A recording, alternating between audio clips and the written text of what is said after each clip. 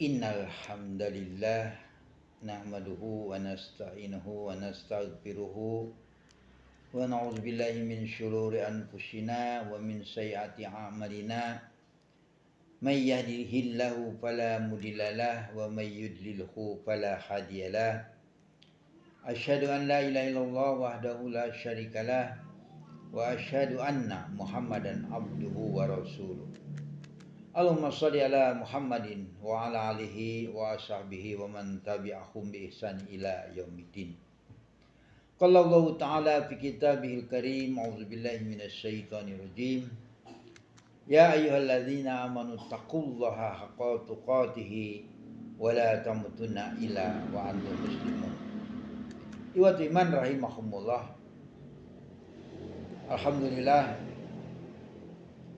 segala puji bagi Allah yang telah menurunkan Al-Quran sebagai petunjuk bagi manusia. Salawat serta salam semoga senantiasa tercurah kepada Nabi Muhammad SAW, keluarganya, para sahabatnya,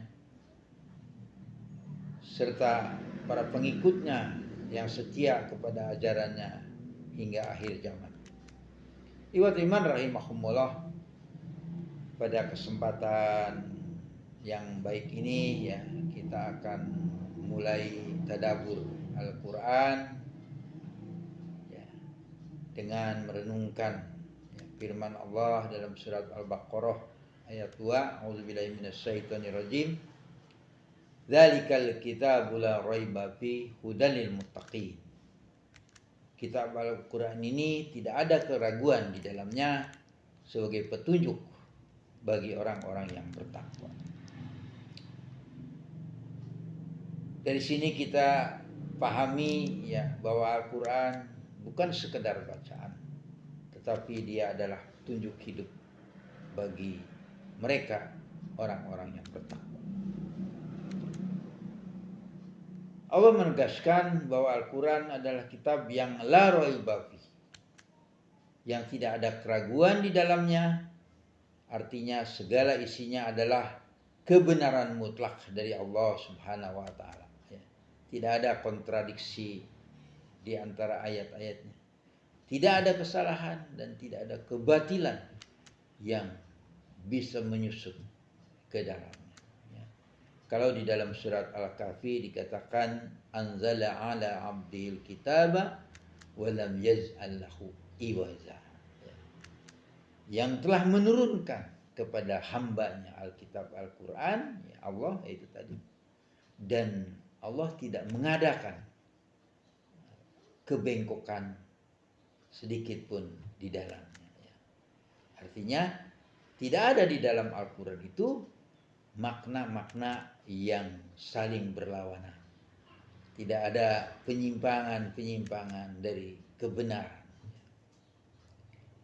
Ibadah iman rahimahumullah, dalam kehidupan kita sering mencari petunjuk ya, baik dalam hal ibadah, ya, bekerja, atau dalam mendidik anak ya. Hingga kita dalam menghadapi berbagai ujian hidup. Ya,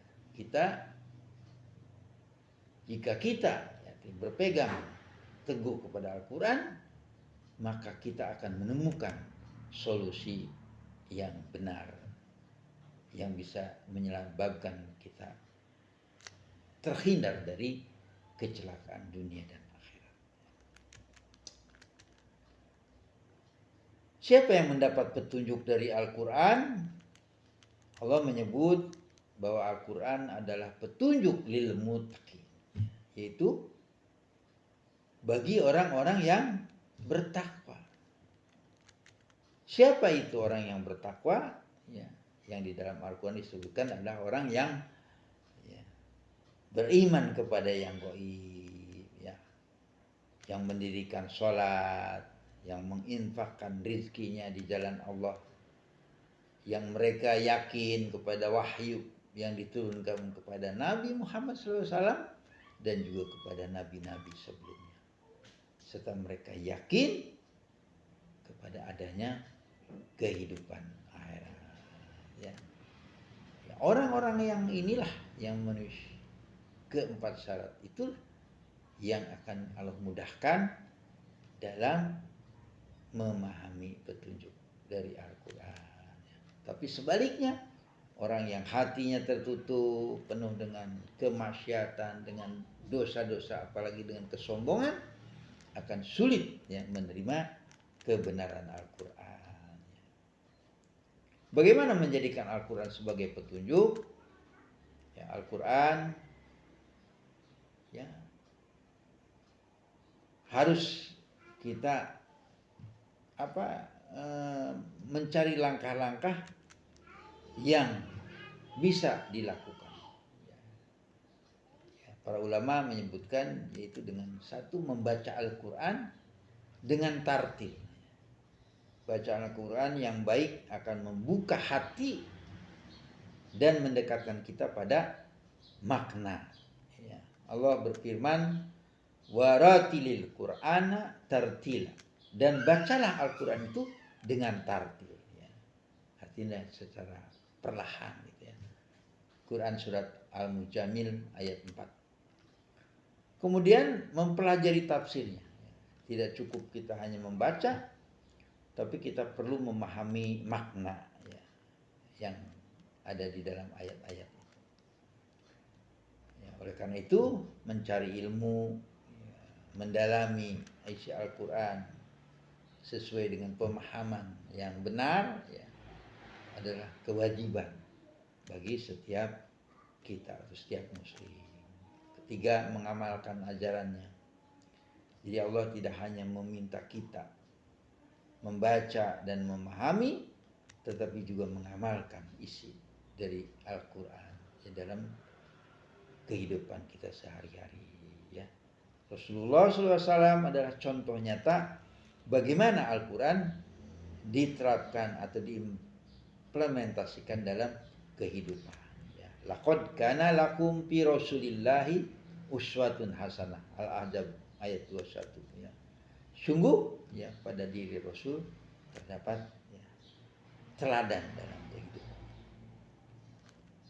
4, mengajarkan dan mendakwahkannya. Jadi ibadah iman rahimahumullah, jika kita sudah memahami Al-Quran, maka langkah berikutnya adalah mengajarkannya kepada orang lain, yang mulai dari keluarga, saudara, tetangga, sampai kepada yang lebih luas. Rasulullah SAW bersabda, khairukum man ta'alamal Qur'ana wa 'alam. Sebaik-baik kalian adalah yang belajar Al-Quran dan mengajarkan. Hadis riwayat Bukhari. 4, keutamaan hidup dengan Al-Quran. Bagi orang yang menjadikan Al-Quran sebagai petunjuk, Allah menjanjikan berbagai banyak keutamaan. Di antaranya dibimbing dalam setiap keputusan hidup, diberi ketenangan hati, diangkat derajatnya di sisi Allah, diberi keselamatan di dunia dan akhirat. Sebaliknya, siapa yang meninggalkan, mengabaikan Al-Quran, mereka akan dipastikan tersesat dan tentu akan menyulitkan atau mengalami banyak kesulitan dalam hidupnya. Dikatakan di dalam surat Al-Zukhruf ayat 36, wa may yas'u an dzikri rahman nuqayyid lahu syaitan fa huwa lahu qarin. Allah akan mengabaikan mereka, membiarkan mereka, tidak peduli kepada mereka, dan mereka menjadikan setan-setan sebagai sahabatnya. Nauzubillahi min dzalik. Iman rahimahumullah. Karena itu marilah kita jadikan Al-Quran sebagai pedoman hidup kita. Kita baca, kita pahami, kita amalkan, kita ajarkan kepada keluarga kita, tetangga kita. Dengan begitu kita termasuk ke dalam golongan orang-orang mustaqim. Ya. Demikian, semoga Allah senantiasa membimbing kita, ya, menyelamat kita dari godaan-godaan dan tipuan-tipuan syaitan yang memang selalu menjadikan manusia ini sasaran daripada kebatilan. Wassalamualaikum warahmatullahi wabarakatuh.